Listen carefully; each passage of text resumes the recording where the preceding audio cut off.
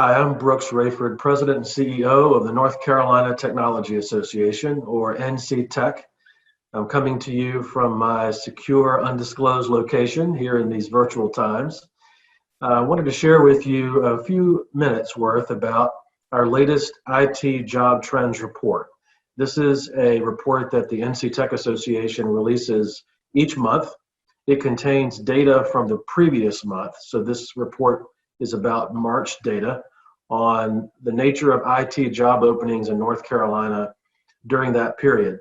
This includes a range of information from who's hiring to what types of jobs and skills are in demand and what regions of the state are seeing strong or slumping demand for IT jobs.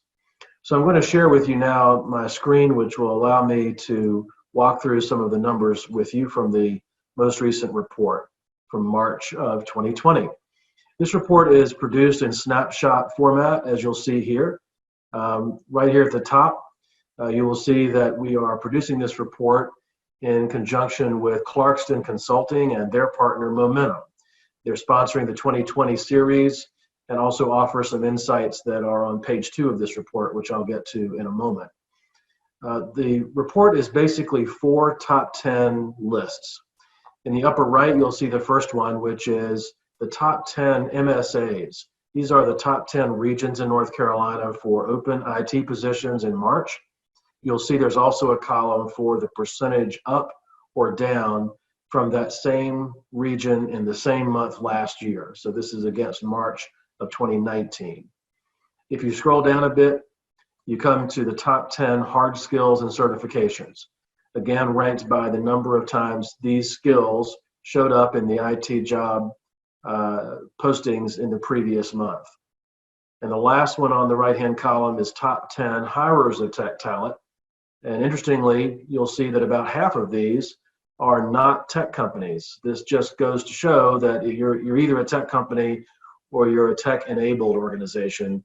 And lots of hirers of tech talent are not themselves traditional technology companies.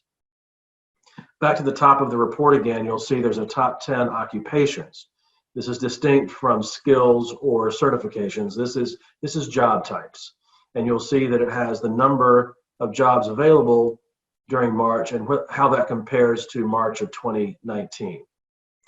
And then lastly on this page, we have some comparative numbers. You'll see the North Carolina results compared to the US. North Carolina saw a 5.7% reduction in IT job openings during March compared to March of last year.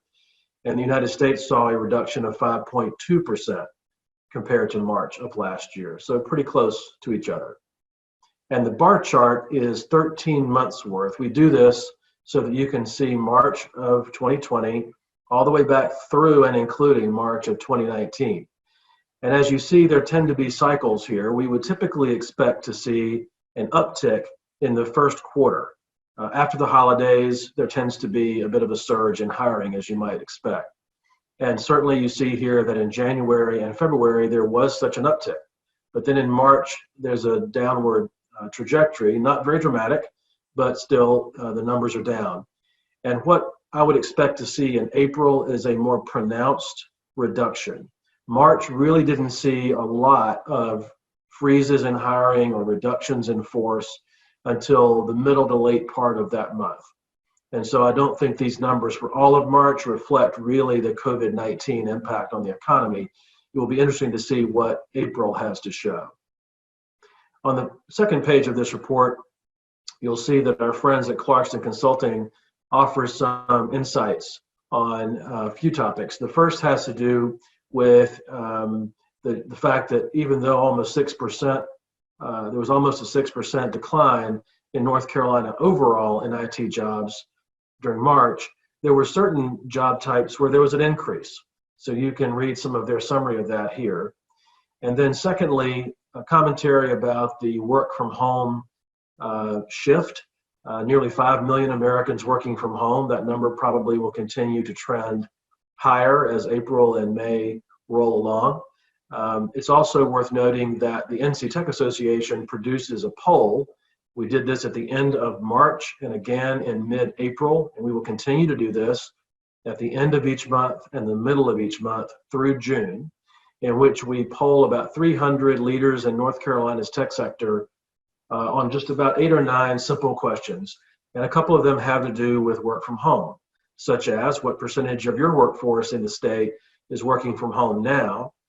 Do you predict that working from home will be more pronounced in the long term, or will we go back to pre-virus status once things settle down? We also ask our respondents about what the impact of the COVID-19 virus has been on their business, both in terms of increased demand in some cases or suppressed demand in others. We ask them what the impact has been on their hiring. We also ask them to do a little prediction for us. What month do you think we will see in-person meetings and gatherings start again? And what month do you think the economy will start to show measurable signs of rebound? And lastly, we ask them what type of recovery do we think there will be? Will it be a sharp downturn followed by a sharp recovery?